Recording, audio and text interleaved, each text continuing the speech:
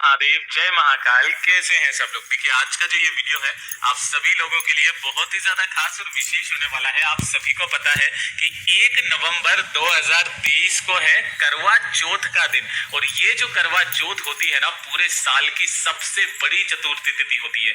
इस दिन जितनी भी सुहागिन महिलाएं होती है वो अपने पति की लंबी आयु के लिए इस कठिन व्रत का पालन करती है। सुबह से शाम तक कुछ भी ना तो खाती है ना ही पीती है, और इस व्रत का संपूर्ण फल उन्हें प्रदान होता है उनकी पति की लंबी आयु के द्वारा। सदा सुहागिन रहने के लिए ये जो महिलाएं होती है ना, इस कठिन व्रत का पालन करती है। ये छोटा मोटा व्रत नहीं है, साल का सबसे कठिन व्रत माना जाता है जो प्रत्येक सुहागिन महिला अपने पति के लिए करती है। जो भी स्त्रियां, माताएं, बहनें मेरे इस वीडियो को सुन रही हैं, देख रही हैं ना, इस वाले वीडियो को पूरा अंत तक जरूर देखिएगा। आपको किस तरीके से करवा चौथ का पूजन करना है, पूजन में कौन कौन सी सामग्री लगेगी, क्या क्रम आपको रखना है, और किन किन चीजों के बारे में आपको ध्यान रखना है ना, और किस समय पर आपको ये पूजा करनी है, सब कुछ बताऊंगा अच्छे मुहूर्त के साथ। तो इस वीडियो को अंत तक जरूर देखिएगा। सबसे पहले बात कर लेते हैं कि जो शुभ मुहूर्त है वो कब का है। सबसे पहले करवा चौथ जो 2023 में पड़ रही है, नई दिल्ली के हिसाब से जो पूजा का मुहूर्त है, जो आप पूजा करेंगे, उसका मुहूर्त है शाम को किस दिन, 1 नवंबर 2023 के दिन शाम को 5:36 से 6:54 तक शाम के समय पर। अब ये वाला जो समय है थोड़ा थोड़ा सा चेंज हो सकता है। अगर आप जयपुर में हैं, जयपुर के अकॉर्डिंग आपका ये वाला टाइम रहेगा, यानी कि राजस्थान के अंदर अंदर है तो बैंगलोर के अंदर आपका इस ये वाला समय रहेगा अप्रोक्सीमेट। ये बैंगलोर का जो दक्षिणी हिस्सा है ये उसके लिए है। हैदराबाद के लिए ये वाला समय रहेगा, अहमदाबाद में, नोएडा में, पुणे में, जो भी मध्य प्रदेश वगैरह में है उनके लिए भी जयपुर वाला ही समय रहेगा। तो कुल मिलाकर के आपको जो पूजा पाठ करनी है ना, वो आपको 5:44 से लेकर के अंतिम जो समय है वो है 7:02 तक। इसी बीच में आपको पूजा कर लेनी है। पूजा करने के पश्चात आप चांद निकलने का वेट करेंगे, तो उसके लिए आप वेट कर सकते हैं। पूजा कैसे करनी है, पूजन विधि सब कुछ बताऊंगा, ध्यान से सुनना। सबसे पहले क्या करेंगे कि जो भी आपकी चौकी होगी, जहां पर भी आप पूजा करोगे, उस जगह पर कोई सा भी एक लाल कपड़ा आपको बिछा देना है उस चौकी के ऊपर। पहला काम तो ये कर लिया। चौकी पर कपड़ा बिछाने के बाद आपको थोड़े से गेहूं के दाने यहां पर लेने हैं, और उन गेहूं के दानों को इस जगह पर आपको रखना है ना, और इसी के ऊपर आपको माता की तस्वीर को, जो करवा चौथ की माता जी होती हैं, उनकी तस्वीर को आपको यहाँ पर लगा देना है। यहाँ पर आपको गेहूं के दाने नहीं दिख रहे हैं क्योंकि वो पीछे की तरफ चले गए हैं। इसके ऊपर ही आपको गेहूं के दानों के ऊपर ही इसे समर्पित करना है। पहला काम तो ये हो गया। उसके पश्चात जो आपने करवा लिया है, उस करवे को आपको कैसा लेना है, ध्यान से सुनना। करवा होता क्या है, केवल ये मिट्टी का जो कलश होता है इसे करवा नहीं कहा जाता है। इस कलश के अंदर एक छोटा सा छेद होता है, अगर आपको पता हो, इसे करवा कहा जाता है। तो आपको इस करवा लेना है, और इस करवे के अंदर आपको क्या भरना है, इसी कलश में आपको जल भरना है। ठीक है।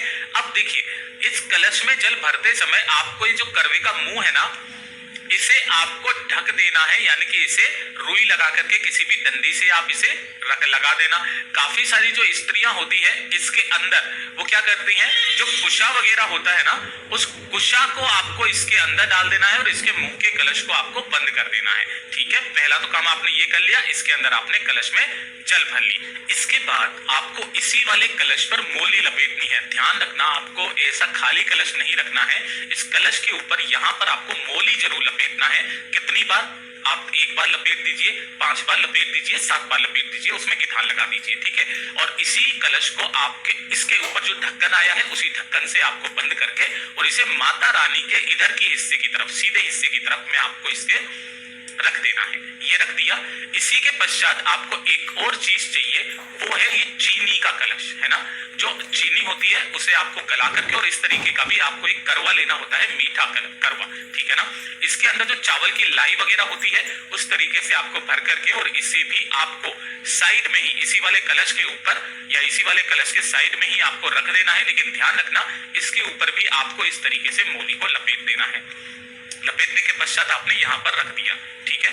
इसके बाद में आपको लेना होगा धान।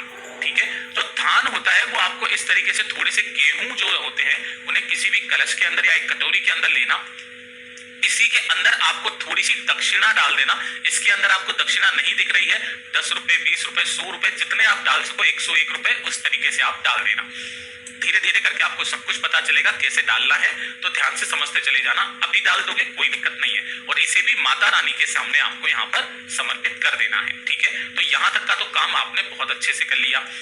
अब बात आती है दीपक लगाने की। तो जब आप दीपक लगाएंगे ना, तो दीपक लगाने से पहले आपको नीचे की तरफ थोड़े से गेहूं के दाने, यानी कि आसन जरूर लगाया जाता है, मैंने आपको हमेशा बताया है, तो इसी वाले में से आपको थोड़े से गेहूं के दाने लेना और उसके ऊपर आपको दीपक प्रज्वलित कर देना है।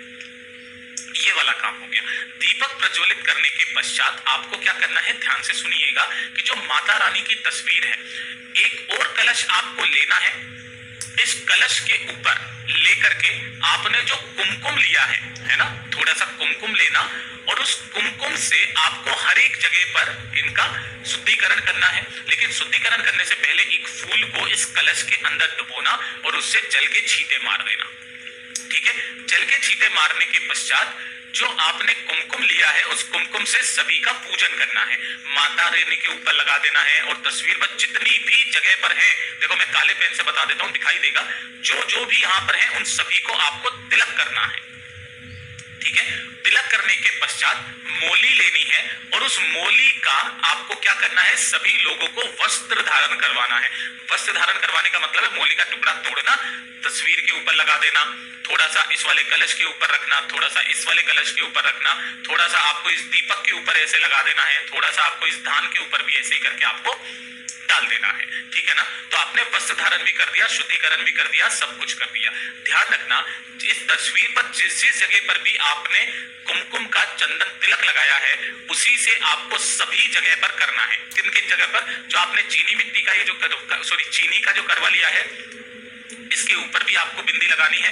उसी प्रकार जो आपने ये मिट्टी का कलश लिया है, इस मिट्टी के कलश पर भी आपको इसका भी पूजन करना है। और पूजन करने के लिए सबसे बढ़िया चीज क्या होती है, आपको स्वस्तिक बनाना है। अब लेकिन आजकल तो क्या है, सजे सजाए पहले से ही आ जाते हैं, डेकोरेटेड आ जाते हैं, उनके ऊपर स्वस्तिक बना हुआ रहता है, तो आपको उस पर करने की जरूरत नहीं है। आप मात्र केवल एक कुमकुम की बिंदी ही आप यहाँ पर लगा देना, कोई दिक्कत नहीं है। ठीक है, ये हो गया।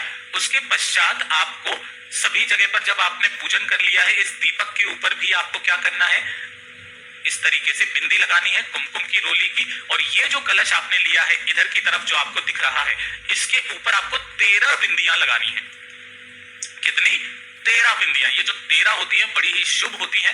13 बिंदियां आपको इस वाले कलश के ऊपर लगानी है, जो कि अलग से आपको जल का कलश लेना है। ठीक है, ये होती है पूरी की पूरी सामग्री। जब आप माता को वस्त्र धारण करवाएंगे, माता रानी के लिए एक चुनरी अलग से लेकर के आना, और इस चुनरी को आपको माता रानी के ऊपर इस तरीके से रख देना है, और आपको दीपक प्रज्वलित कर देना है। सब कुछ काम करने के बाद आपको इस तरीके से दीपक प्रज्वलित कर देना, धूप बत्ती लेना, उसे जला करके और इन सभी की आरती कर देना धूप बत्ती से। ठीक है, ये वाला काम कर दिया आपने सारा सब कुछ। यहां तक तो हो गई पूजा की बातें। ठीक है, अब आगे क्या करना है वो ध्यान से सुनिएगा। जब जब आपने कुमकुम वगैरह लगा करके सब जगह पर इनका पूजन अर्चन कर दिया है, उसके पश्चात आपको लेनी होगी सुहाग की सामग्री। जो 16 श्रृंगार होते हैं ना, उन 16 श्रृंगार को आपको लेना है, माता रानी की चौकी से टच करवा करके माता रानी के बगल में ही आपको इस साइड में रख देना है। ध्यान रखना, पूजा के बाद में आप इस वाले जो भी सामग्री है इसे आप भी काम में ले सकती है। थोड़ी सी चीज आप काम में ले लेना, क्योंकि ये प्रसाद होता है, और बाकी किसी भी महिला को आप दान कर सकती है। जैसा मैंने आपको बताया था, इसके ऊपर आपको दक्षिणा रखनी है। दक्षिणा भी यहाँ पर आ चुकी है। आप पहले चढ़ाना चाहो पहले चढ़ा दो, बाद में चढ़ाना चाहो बाद में चढ़ा दो, कोई दिक्कत नहीं। ये सारी चीजें होती है। दीपक प्रज्वलित कर चुके हैं अब उसके पश्चात आपको क्या करना है कि जो आपने पायना जिसको बोला जाता है सासू माँ को, और उनको दान में देने के लिए, तो उसको क्या करना है आपको, जैसे एक साड़ी है, थोड़ा सा मीठा है ना, चूड़ी हो गई, कंगन हो गए, जितना भी श्रृंगार होता है उन सभी को लेकर के, और उसे भी माता के बगल में ही आपको रख देना है। रख दिया। अब माता रानी के भोग के लिए, प्रसाद के लिए जो भी आपने मिठाइयां ली है, उन मिठाइयों में से 2 हिस्से करना। एक हिस्सा आपको माता रानी के सामने रखना है, और जो भी मिठाई आपने ली है उसे कलश के ऊपर जरूर रखना है, जो आपका करवा है उसके ऊपर।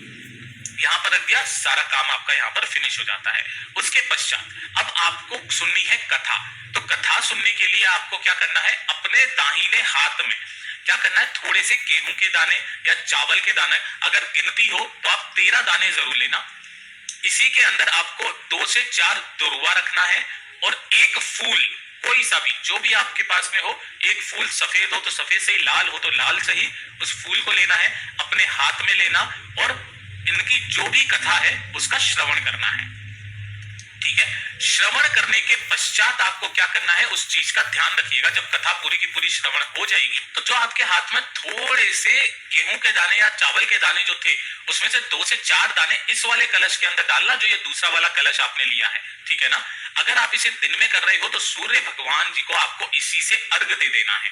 ठीक है ना, इसके अंदर आपको डालना है। और जो बाकी के दाने बचे हैं, ध्यान रखना, उन बाकी के दानों को आपको अपना जो पल्लू होता है, यानी कि चुनरी, अब ये जो चुनरी है आपकी शादी की चुनरी हो सकती है या कोई भी, उसे ओढ़ करके आप जरूर बैठा कीजिए। ठीक है ना, लाल कलर की, इसके अंदर आप डाल देना उन दानों को, चावल के या गेहूं के दानों को, और इसकी आपको क्या कर देनी है, गिठान लगा लेनी है और इसे अपने पल्लू में बांध लेना है। कब तक, जब तक कि आप चंद्रमा को अर्घ ना दे दे इस वाले करवे से। ठीक है, उसके लिए मैं अलग से वीडियो बना दूंगा कि जब आप अर्घ देंगे उस समय पर आपको किस तरीके से अर्घ देना होता है, संपूर्ण क्रियाविधि, वो मैं उसी दिन से एक दिन पहले आपको डाल दूंगा, 31 अक्टूबर को, उसे जरूर देख लीजिएगा। ठीक है, इस तरीके से आपने कर लिया। इस तरीके से करने के पश्चात आपने जो एक और पल्लू का हिस्सा होता है, उस पल्लू के हिस्से को लेना है, उसे आपको जो कलश का जल था, है ना, स्टील का जो कलश लिया था आपने, उसका जो जल था उसके अंदर डुबो करके आपको 3 बार माता रानी के सामने उस पल्लू को गीला करके इस तरीके से आपको घुमाना है। ठीक है ना, इसे पता है क्या बोलते हैं, इसे मिनसना कहते हैं, है ना, मिनसना, किसी किसी भाषा में इसको मनसा जातना भी कहते हैं। ठीक है ना, मिनसना कहा जाता है। तो आपको 3 बार ऐसे उस पल्लू को घुमाना है। उसके बाद में जो भी पूजा अर्चना आपने की है उसके में अगर कोई गलती हो गई हो या कुछ भी हो गया हो तो उसके लिए क्षमा याचना करनी है, और क्षमा याचना करने के पश्चात आपकी पूजा पूर्ण हो जाती है। जो कलश आपने लिया है जिसमें आपने गेहूं के दाने डाले थे, उसको आपको सूर्य भगवान जी को अर्घ दे देना। अगर आप दिन में कर रहे हैं तो, रात्रि को कर रहे हैं तो उसका भी आपको चंद्र भगवान जी को अर्घ देना होता है। और इस तरीके से आपकी जो ये करवा चौथ की पूजा होती है ना, ये संपूर्ण हो जाती है।